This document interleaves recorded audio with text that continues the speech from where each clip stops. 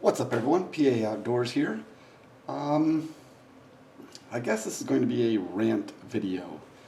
I usually don't like to go off on tangents and, I'll speak my mind when someone asks, but this is going to be some unsolicited advice, ranting, whatever you want to call it.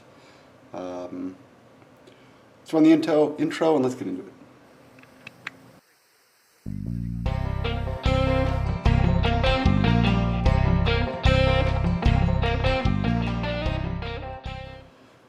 All right. I threw some knives on here to kind of make my point a little bit.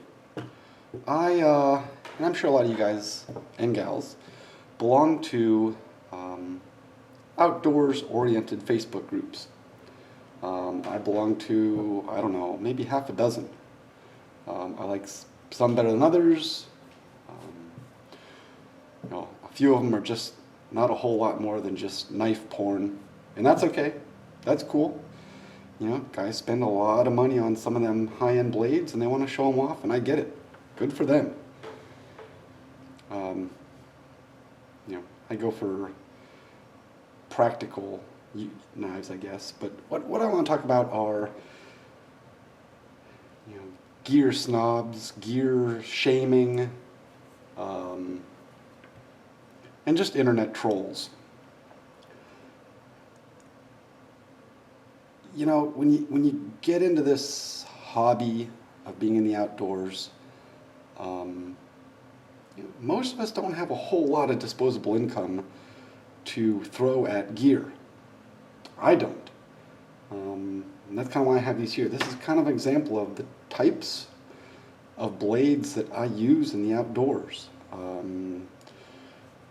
Condor Bushlore, I just did a video on this. I uploaded it a few weeks ago. Great knife, and what was it, 40 bucks? Something like that.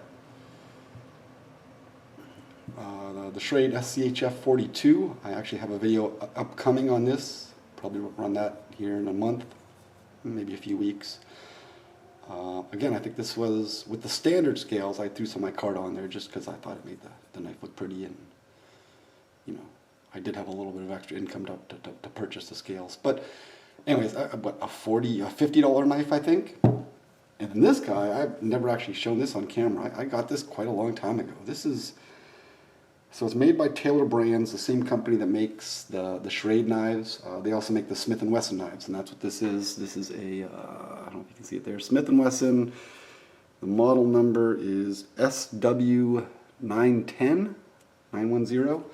Just kind of a skeletalized, the paracord wrap. It came with black paracord. I just threw this brown on it. I thought it looked cooler, but this is a little $20 knife, and I've used this out in the woods too, and it works great. So I guess what I'm saying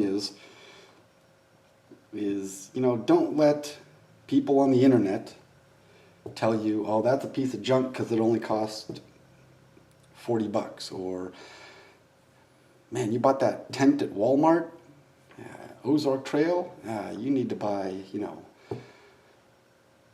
need to buy the big boys, the super ultra lightweight,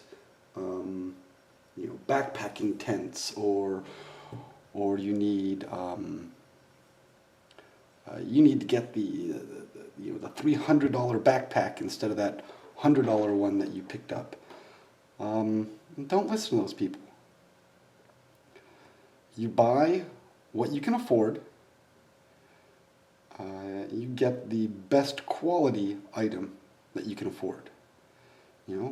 Smart consumers, you're going to go online and you're going to look at reviews. You're going to see what people have to say. And when you look at the reviews, what I typically do is, unless it's like a huge number, if something has 10 5-star ratings and 10 1-star ratings, but most of them all fall in that middle of the range, I usually take the 5-star ratings, throw them away, the 1-star ratings, throw them away, and usually those 2, 3, 4-star ratings are probably closest to being accurate. With the 1-star ratings, either you're just going to get haters, or you're going to get people that either don't know what they're doing or got a defective one and they're ticked off about that.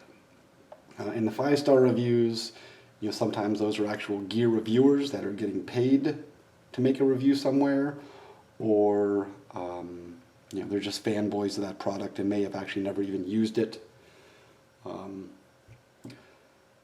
So you do your homework on all the gear you're going to buy, whether it's the inexpensive budget gear or if it's a high-end gear. You still need to do your homework. And I would say that's the case with knives, backpacks, tents, hammocks. Definitely do your homework on that. But so don't buy the absolute cheapest thing, because it may be junk. But buy smart. Don't think you need that, $400 snug pack tent or the snug pack, sleeping bag. Thrift shops are a great place to find some items. And I've seen people pick up the old hickory butcher knives for $5 or less. Those are great outdoor knives. Full tang, high carbon steel. Man, I've seen guys do some really crazy stuff with those knives as far as reprofiling them, reshaping them into something smaller.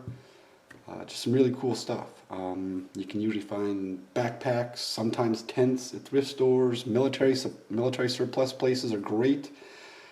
Obviously that gear is going to be a lot heavier, but it's also going to be pretty heavy duty. Another thing, don't be afraid to make stuff. I made this leather sheath. I had to because I'm left-handed. I think I've talked about that in other videos. This one was like the very first sheath I ever made. It was actually made for a different knife, and that's why there's that hole right there. And I cut it down to put this one in it. If it's well enough for me, I move this down here to give myself better retention. It works for me. I made them myself. I didn't spend hundreds of dollars on a custom leather sheath. All the material was picked up at Hobby Lobby. Watched a few videos and did it myself. So that's that kind of rant. Don't let those people get to you. Ignore them. What do they say? Just move along. Keep on scrolling. Just ignore those people. Another thing I found, and this is kind of off the beaten path, and maybe it's just me, I let it get to me, but on one of the Facebook groups that I belong to, there was a comment talking about the term bushcraft, and that it's woodcraft. And I read it, okay, that's your opinion, whatever, it's no big deal. But then the thing exploded. I mean, at the end, it was almost 500 comments on that single post. And it got so in-depth, it was, the origin of the term bushcraft. Well, we don't work on bushes, we work on trees, so bushcraft is just a stupid term. Okay. We work on wood, so it's woodcraft. And we go into the woods, we don't go into the bush. Well, there's a few countries, and in their language, they do go to the bush. Australia, I guess, probably being the main one. But, and then it got into, man, the definition of origins of the term wood and woodcraft and the term bush and bushcraft and where they came from and why they don't apply to this or do apply to that. It got crazy. It just got crazy. And I didn't know if the original poster was trying to just bait people into a argument or if that's how he really felt. I don't know. But my take on that is, who the cares? It's outdoorsmen. Let's face it, it's camping. You're camping. If you told someone who knows nothing about this kind of genre, what did you do over the weekend? Oh, I went out into the woods. I slept overnight. I cooked some food on the over the fire, and I did some carving on some wood, on some sticks. You know what that person's going to say? Oh, you went camping. Cool. It's camping. Um, you know, you can parse words, and bushcraft is a little more, you know, rustic, a little more primitive. That's fine, but, you know, you're camping. But either way, who cares what you want to call it? I just thought that was a little crazy that it got that in depth on a Facebook post. But it did. Whatever. That's cool. So, I mean, that's really my rant. It wasn't much. Just had a few, you know, things on the internet I saw happen, and just kind of wanted to throw my 2 cents in. I got some cool videos coming up. I've got on a day hike. Took out my haversack, and I've got a little kind of a review of the haversack itself and kind of what I bring in my haversack. As I said, I got a review on the SCHF 42. I'm putting together kind of a video series on, you know, here we go with the term, you know, backyard bushcraft, or, you know, backyard skills, stuff that, you know, it's summertime, the kids are out of school, you know, you're spending a lot more time with the family, maybe you can't get outdoors, or maybe it's just, you know, constantly 100+ degrees during the summer where you're at, and it's just sometimes not comfortable, be sweaty and with the bugs and everything. So, you know, some skills you can just go outside of the house, right in your backyard, and some of them you can practice inside the house. Just to practice your skills. Yeah, so I've got a video series coming off that. We're gonna do things like knots, you know, some shelter stuff. You know, practicing skills with a ferro rod, you know, small fire starting stuff, that kind of stuff. I think you'll enjoy it.